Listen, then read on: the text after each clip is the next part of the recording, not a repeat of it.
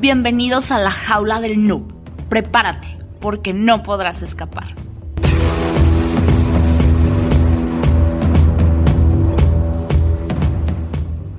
Hola, ¿qué tal? Bienvenidos a la jaula del noob, edición de entrevistas. Esta vez está con nosotros Ramesh Sarwat. Que bien, pues él está en la parte de innovación tecnológica y están mis compañeros del grupo Élite del OIEC, de Bucsec, que hará la presentación formal. Hola, ¿qué tal? Soy de Bucsec y el día de hoy tenemos de invitado especial a Ramesh Sarwat, que es gerente experimentado en tecnologías de la información, la industria de la seguridad de TI y la innovación, experto en firma electrónica, identificación electrónica, ISO 27001, software empresarial, gestión de relaciones con clientes, CRM y gestión de ventas. Fuerte profesional de servicios enfocado en tecnologías de la información de la Universidad Politécnica de Madrid. Es un verdadero honor tenerte en esta nueva entrevista, Ramesh. Bienvenido. Muchas gracias. Un placer estar aquí.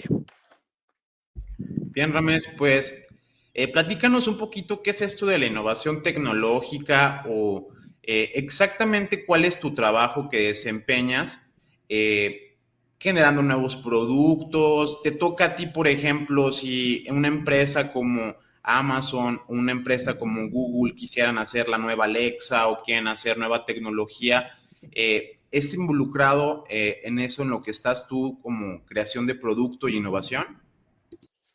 Bueno, pues sí, principalmente a lo que me dedico es a dirigir un equipo de profesionales cuya función principal es crear, digamos, vamos a decir, descubrir valor y crear valor para nuestros clientes. Nosotros trabajamos para los clientes que llamamos de B2B, que serían los clientes de empresas, ¿no? En el ámbito de la ciberseguridad y del cloud computing. Y en esos ámbitos, que es bastante amplio, trabajamos creando productos bien desarrollados por terceros, como puedan ser empresas tecnológicas, o bien desarrollados o con tecnología propia de Telefónica Tech. En muchos casos, el valor que le aportamos a los clientes es el poder gestionar esas tecnologías cuando las implementan dentro de sus empresas. Es decir, que si, por ejemplo, una determinada compañía quisiera proteger los dispositivos a través de los cuales utiliza pues para trabajar y para manejar la información crítica de su negocio, muchas veces pueden optar por un antivirus avanzado o por determinadas tecnologías como firewalls, etcétera, pero luego se encuentran con una situación en la que gestionar esos dispositivos o esa tecnología es complejo, ¿no? Uno tiene que tener personal entrenado y certificado para poder hacerlo. Así que, por ejemplo, en uno de los productos o servicios que ofrecemos es lo que llamamos dispositivos gestionados, ¿no? De tal forma que a esa empresa, cuando adquiere esos dispositivos, hay personal de forma remota que se encarga de realizarlo. Y así, pues, cientos de productos y servicios que podemos ofrecer, como por ejemplo la gestión de vulnerabilidades o la migración de aplicaciones a la nube o la gestión de comunicaciones entre sedes de las empresas, etcétera, etcétera. Así que lo que tratamos es de incorporar ese valor para nuestros clientes. ¿Podrías explicarnos qué es ISO 27001 y qué se necesita para obtenerlo? Bueno, ISO 27001 es uno de los estándares desarrollados por la Organización Internacional de Estándares ISO, pues para la gestión de la seguridad de la información. Es decir, cómo una empresa gestiona la seguridad de la información que maneja. Y por lo tanto se basa en una serie de buenas prácticas establecidas por la industria y uno tiene que acreditar que tiene esas buenas prácticas como un proceso de gestión continua, ¿no? No se espera que uno llegue al punto, digamos, máximo, porque uno no llegaría a la perfección, pero sí que va a establecer un proceso de mejora continua, ¿no? Para gestionar de la mejor forma. Para ello, pues lógicamente lo que necesita es primero tener un inventario, ¿no? De los sistemas y de la información que una empresa maneja, después analizar qué riesgos, ¿no? Tiene sobre esos activos o sobre ese inventario de activos de información y establecer planes de contingencia y controles de seguridad que le van a permitir mejorar o reducir el riesgo, ¿no? O sea, mejorar esa gestión que realiza esa información y con ello reducir el riesgo al que se enfrenta. Como digo, que es un proceso continuo, es un proceso y lo que nos permite es que una empresa independiente, una empresa de certificación pueda dar fe y certificar que efectivamente yo tengo puestas ese proceso dentro de mi organización y que gestiono de una forma adecuada toda la información. Esto le permite a los clientes de esa empresa pues saber que su información, no solamente la información personal, sino toda la información, pues se gestiona de una forma adecuada y tiene una serie de garantías. Esta conferencia comenzará a grabarse. Una disculpa. Comentabas mucho, esta parte es muy importante, ¿no? El poder bajar como tal el servicio a un cliente a fin de poder hacer este modelado de, sabes que tienes todo esto o todas estas soluciones disponibles, ¿no? Sin embargo, del otro lado del cliente, el problema es que no conoce, ¿no? No sabe o no tiene quizás profesionales o expertos que puedan consumir, digamos, toda esta disponibilidad de manera correcta.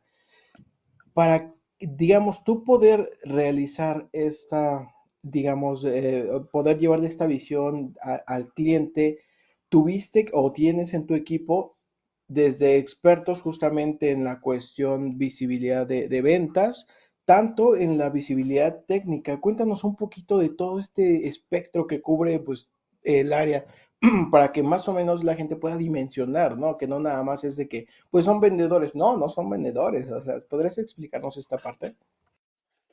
Bueno, puedo intentar, sí.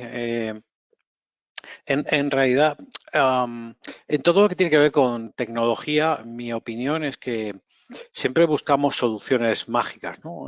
Queremos que la tecnología nos proteja de todos los riesgos que tenemos, ¿no? Y esto es difícil porque realmente, primero, los riesgos evolucionan, no son estáticos, ¿no? Es decir, que muchas veces esos riesgos tienen personas detrás, tienen organizaciones que están generando, en definitiva, ciberdelincuentes, ¿no? Y organizaciones de ciberdelincuencia que están intentando, aunque no solamente esos son parte de los riesgos, pero entonces decía que muchas veces esperamos que la tecnología nos proteja de todo, ¿no?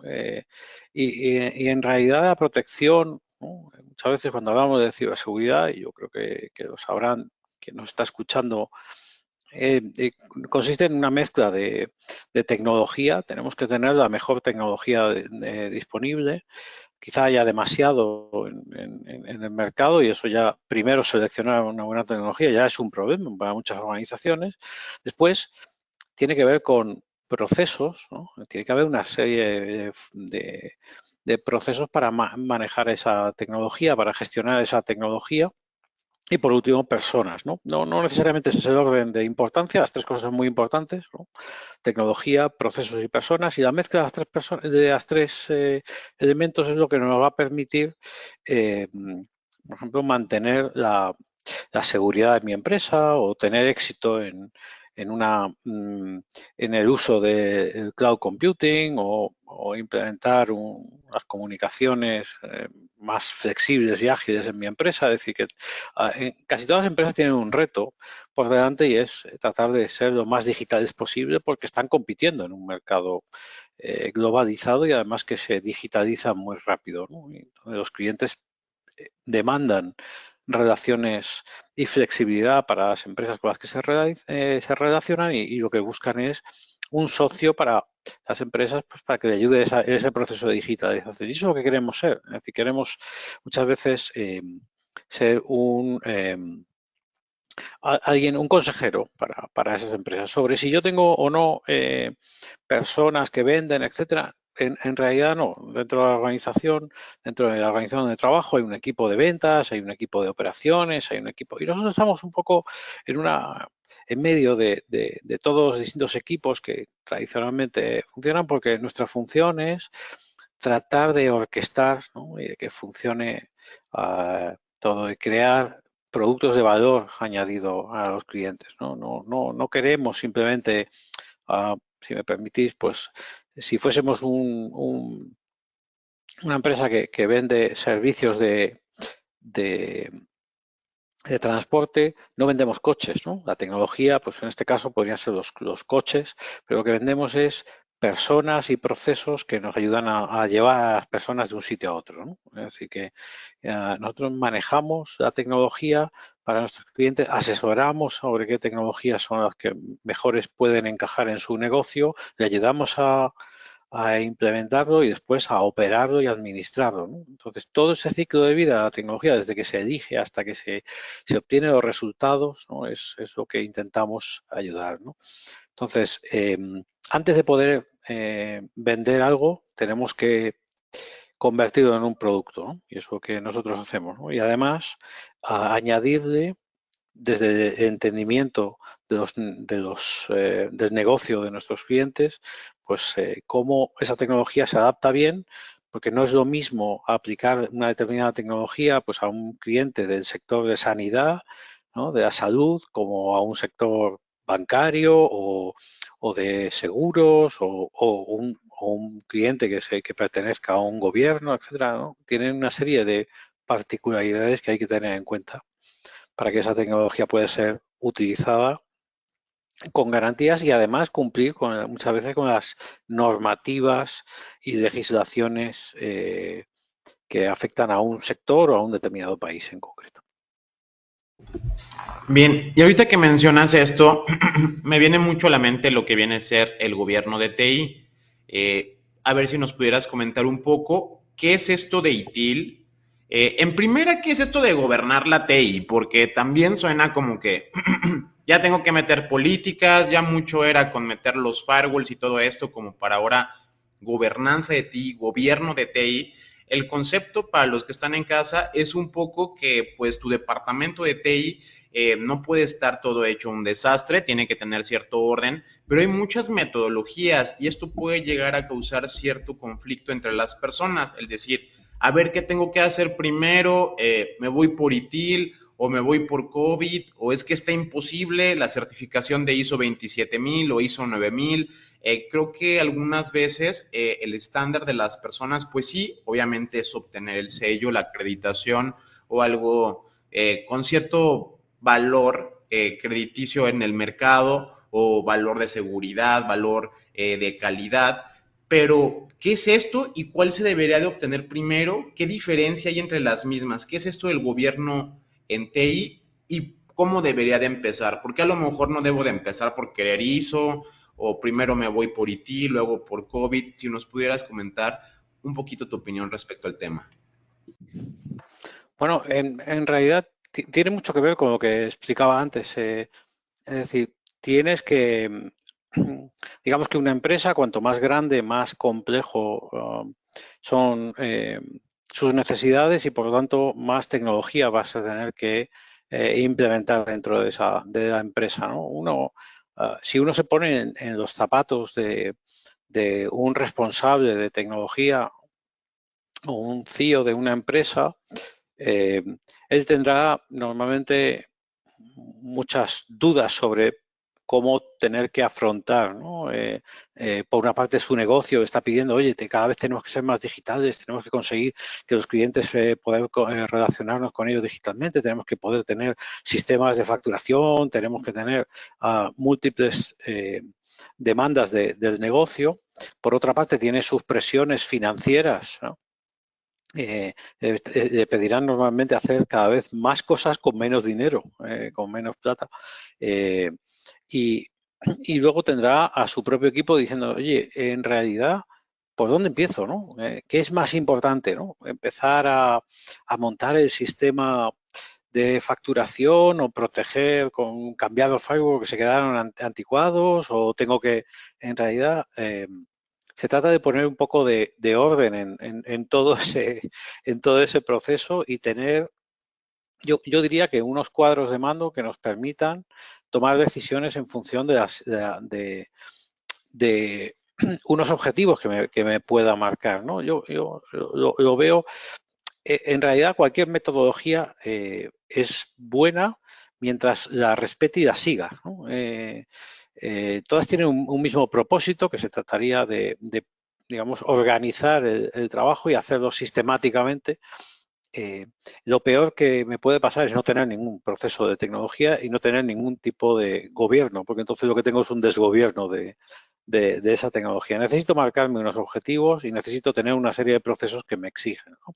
Lo mismo que, si me permitís el caso, o sea, el símil que contaba antes, si uno va a manejar, va a conducir un coche, no basta con saber conducir, no basta con tener un coche, tengo que saberme una serie de normas, ¿no? Me tengo que saber las normas de circulación para tener, porque si solo sé cómo funciona el coche, de arranco, freno, etcétera, pero no sigo unas normas, el problema es que probablemente generaré o provocaré accidentes, etcétera, ¿no? Pues para mí las normas de circulación son, digamos, creo que son tan importantes como saber manejar un coche o tener un coche de última generación con las últimas tecnologías de protección, ¿no? Pues creo que es la suma de esas tres cosas. Entonces, en realidad, creo que el hecho de tener una metodología y un gobierno de IT, pues me va a permitir, pues, el poder ver cómo evoluciono, porque si no yo tendré la sensación de, bueno, estoy haciendo muchas cosas, pero no sé si avanzo hacia a un determinado objetivo, que es que pueda, que la tecnología que estoy implantando, que la digitalización que mi empresa está haciendo, se está encaminando hacia los objetivos de negocio que me he planteado. Este es un tema que mucha gente confunde y lo relaciona de una manera errónea. ¿Qué es para ti un hacker?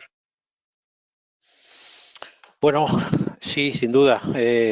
Para mí, un hacker es alguien, un apasionado de la tecnología, ¿no? Es alguien que le entusiasma la tecnología y quiere, lleva la tecnología a sus límites. Quiere que funcione lo mejor posible y le gusta, es una persona muy curiosa e intenta llevar esa tecnología hasta su máxima, vamos a decir, sacarle todo el provecho a esa tecnología o incluso llevar esa tecnología a su límite para ver dónde están esos límites, ¿no? En general, como todo, como toda tecnología, se puede hacer un buen o un mal uso de ella, ¿no? Y por desgracia ha quedado como en el imaginario, como la conciencia colectiva, de que realmente esas personas que intentan sacar el mayor provecho a la tecnología, buscar sus límites, etcétera, solo quieren hacer el mal y no es así. Es decir, que una persona que utiliza la tecnología para lucrarse, para cometer crímenes, no debería llamarse, en mi opinión, hacker, debería ser un cibercriminal o un criminal, si a secas, ¿no?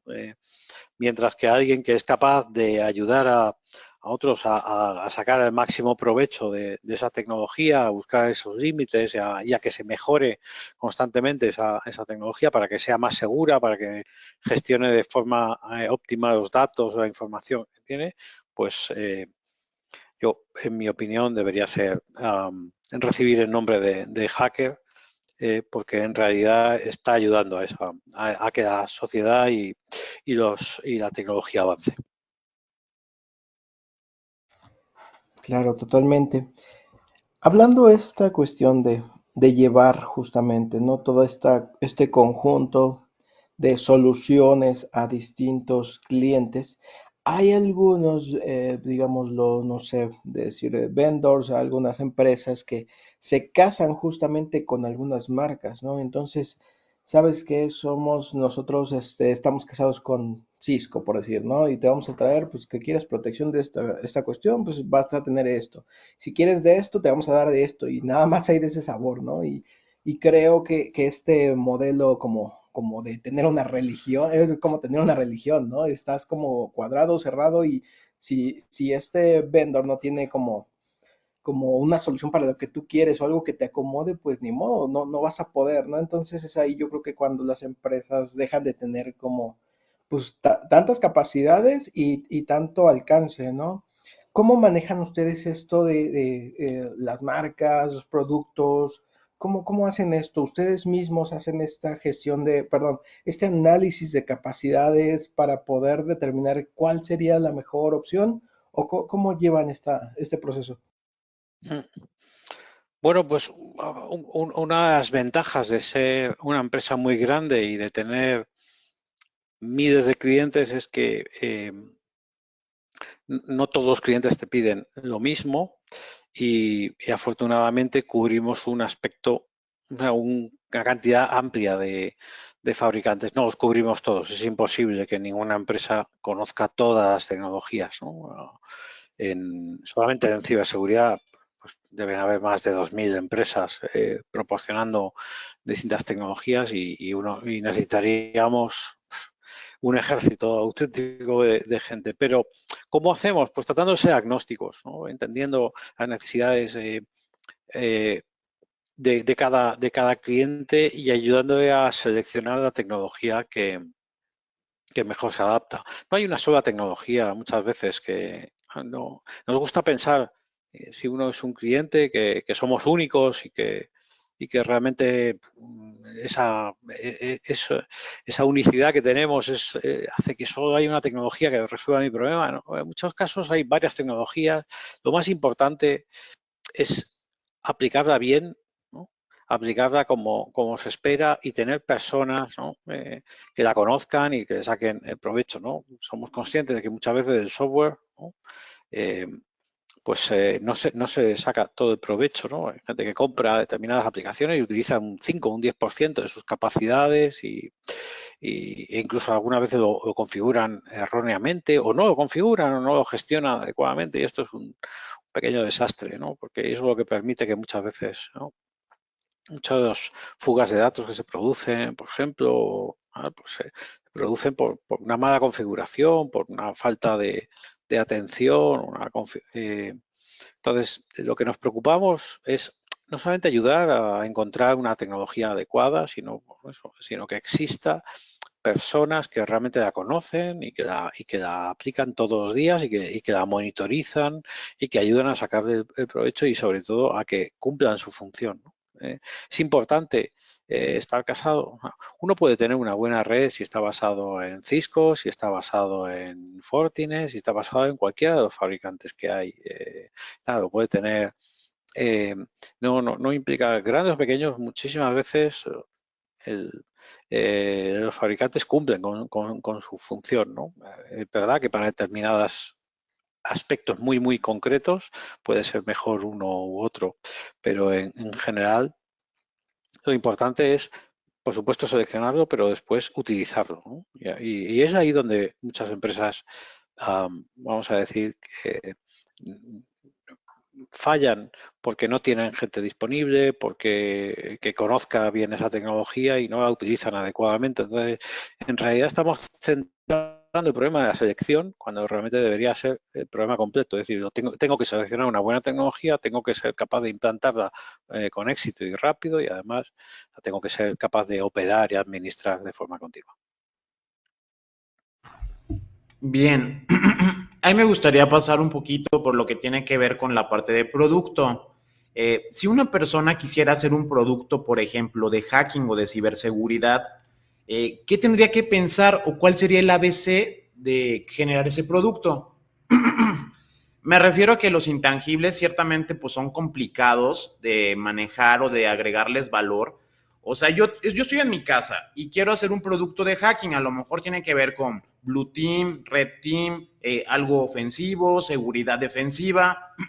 Pero ¿cómo lo empaqueto? ¿Cómo mi idea la paso a un producto, porque ciertamente es un proceso complicado y requiere, como tú lo mencionas, pues alguien estudiado como tú lo puede hacer, pero desgraciadamente cualquier empresa o cualquier startup pasa por esa necesidad, porque si no quiebras, si tú no sabes hacer un producto y nada más tienes una idea y luego la malbaratas o no lo conviertes en un producto que pueda agregar valor a los clientes o hacer algo, o sea, que sea un producto real. Yo he visto cientos de empresas que manejan una startup y el día de mañana ya no están, desaparecen y todo es porque nunca supieron generar o saber cuál era su producto. ¿Qué les dirías a esas empresas?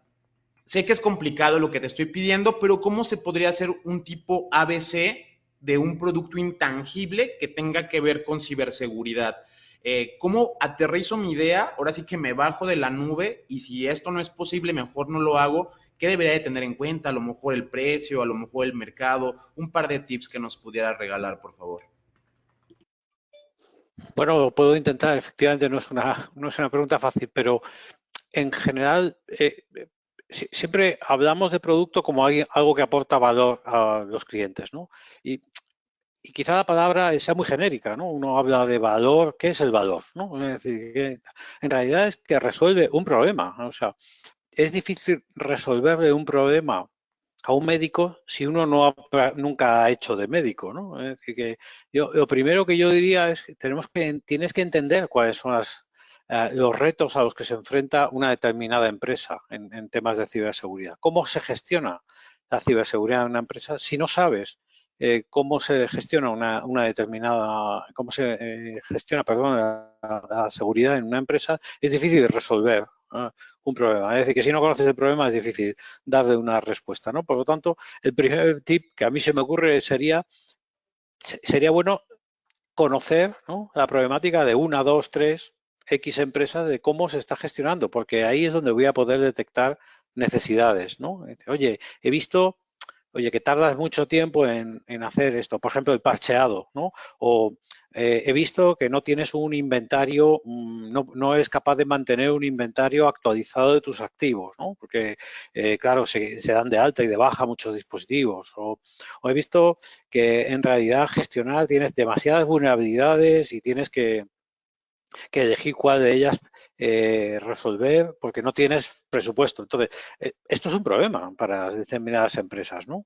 Y no todas las empresas tienen lo mismo, ¿no? Porque a lo mejor en un entorno industrial pues tienen una serie de problemáticas que no tienen en un entorno bancario, etcétera, ¿no? Y en ese tienen otro tipo de problemáticas. Por lo tanto, es muy importante, el tip número uno es antes de lanzar un producto, entender el problema que queremos resolver. Muchísimos productos intentan resolver problemas que no existen.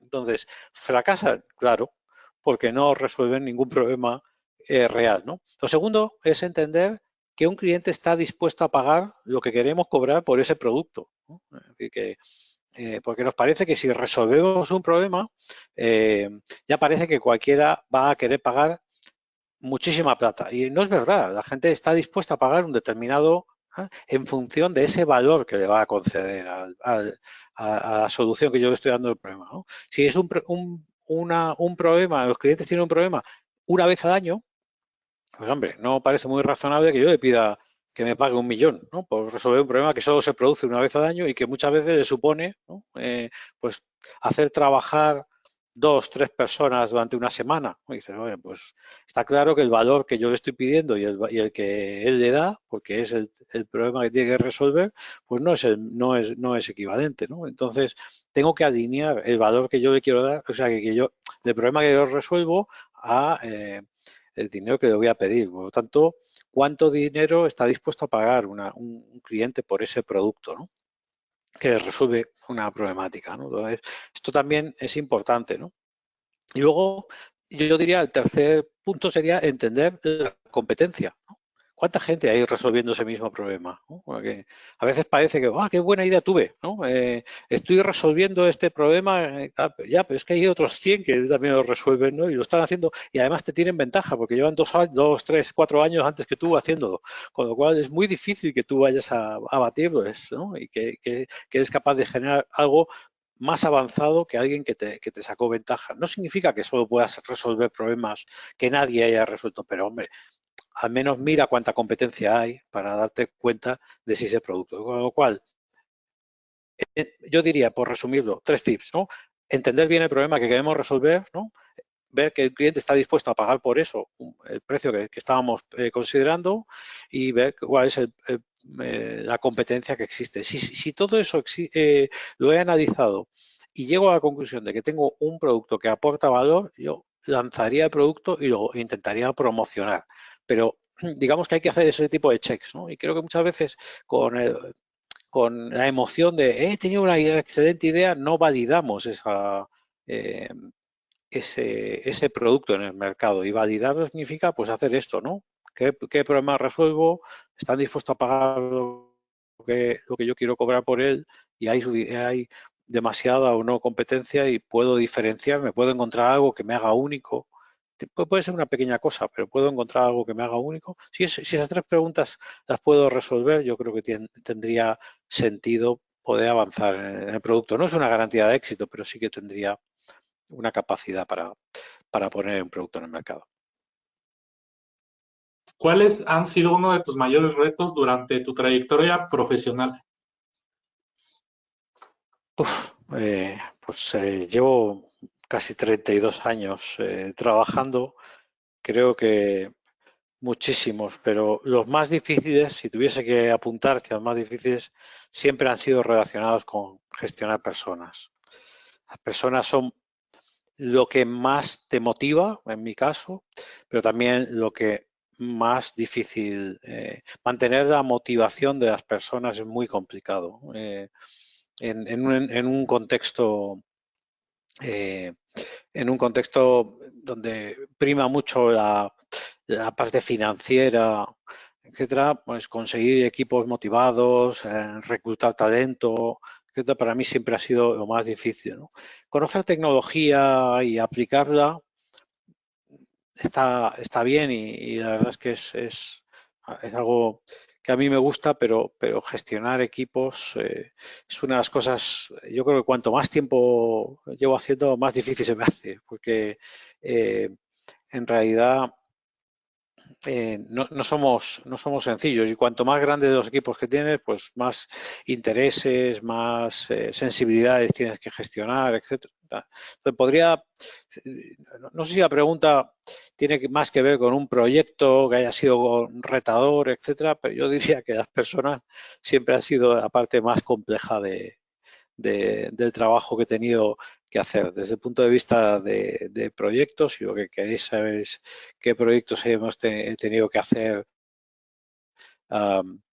pues no sabría apuntar a uno o dos porque siempre ha sido bastante. Y a mí, yo personalmente siempre me han gustado los retos complicados, ¿no? Entonces siempre lo he visto como más como una ventaja que como algo difícil. No sé si eso responde a la pregunta, pero ¿Qué tal, James? ¿Todo bien? ¿qué tal? De hecho, comparto totalmente tu opinión.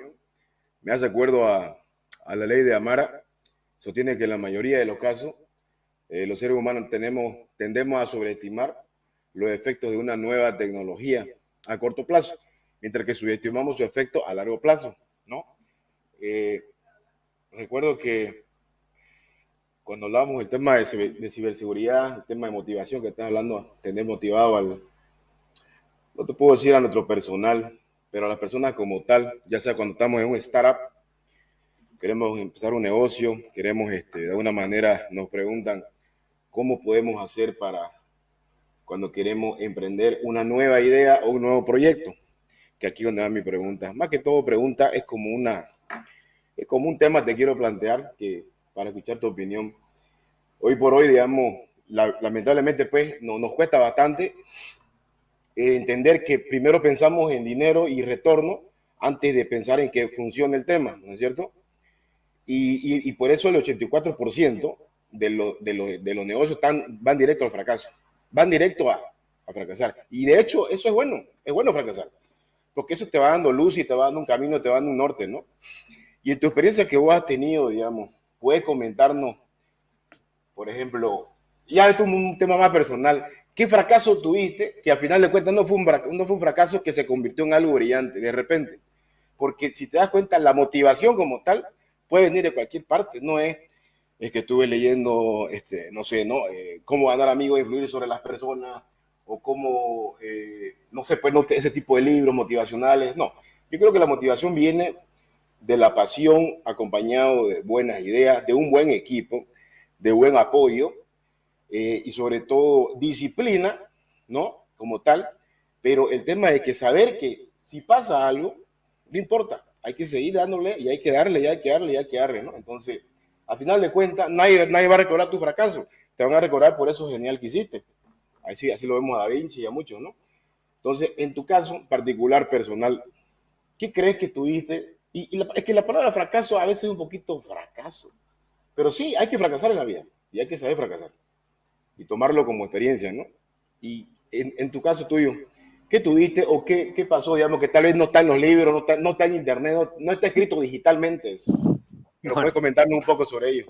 sí, bueno, pues yo en realidad no puedo estar más de acuerdo. Creo que las personas aprendemos de esa forma, ¿no? Aprendemos experimentando desde que somos muy pequeños, ¿no? Probamos, fracasamos, aprendemos, volvemos a probar y es nuestra forma más natural de aprendizaje, ¿no? La forma teórica de leernos un libro, etcétera, normalmente hay que experimentar, ¿no? O sea, nosotros aprendemos experimentando. Entonces, sin embargo, tenemos un miedo terrible a fracasar, ¿no? Muchas veces queremos asegurar el éxito y mucha gente me dice que es la primera empresa que quiero, pero no puedo fracasar, ¿no? Y digo, bueno, ¿por qué no? Porque, entonces, en mi caso, yo he tenido la suerte de poder arrancar distintos proyectos, de fracasar en esos proyectos, no me salieron todo lo bien que quisieron, ¿no? O sea, lo que quise, pero de todos aprendí algo, ¿no? De todos supe y tal. Yo creo que hoy la experiencia que pueda tener, que no es perfecta, que tiene todavía mucho que desarrollar, pero viene de aprendizaje que he ido aprendiendo. Uno aprende un poquito de los éxitos, pero mucho de los fracasos, ¿no? Entonces yo estoy de acuerdo en que tienes que aprender, ¿no? En mi caso, he tenido distintos fracasos muchas veces porque he considerado que no, que era autosuficiente. Pensaba que yo solo era capaz de hacer determinadas cosas, ¿no? En mis primeras empresas yo hacía de todo. Desarrollaba aplicaciones, las vendía, las instalaba, etcétera, hasta que me di cuenta que no era capaz de realizar todas las tareas yo solo y no era capaz de delegar esa. Entonces, el formar equipos adecuados y darse cuenta de que no todos tienen que tener tu mismo perfil, porque al principio cuando me daba cuenta de que no era capaz de hacerlo todo solo, lo que hacía era buscar réplicas o clones de mí, ¿no? Es decir, gente que fuese capaz de hacer de todo, como yo. Y claro, lógicamente era complicado porque ni tenía la misma motivación que yo, ni es fácil encontrarlo. Y luego me di cuenta que es muy importante formar equipos diversos donde cada uno tenga su función. No todo el mundo tiene que hacer de todo, cada uno tiene que hacer una o dos o tres cosas, pero hacerlas muy bien y ser capaz de trabajar en equipo. Y eso es una de las cosas complicadas, ¿no? Desde el punto de vista más tecnológico, pues una de las últimas empresas que monté fue en el año 2006 y aposté por algo que se llamaba el DNI electrónico en el caso de España, español, y me parecía que esto iba a acabar con todas las contraseñas, ¿no? Dije, por fin me han dicho, llevo escuchando 20 años que se acaban las contraseñas, pero ahí siguen, ¿no? Y dije, con esto del DNI electrónico, con esto va a ser, y nos lanzamos a hacer aplicaciones para el DNI electrónico, para poder facilitar su uso en todo tipo de ámbitos empresariales, y de repente no nos acompañó el mercado. El DNI electrónico se lanzó en el 2006, han pasado más de 15 años y en España apenas tiene una tasa de uso de un 3%.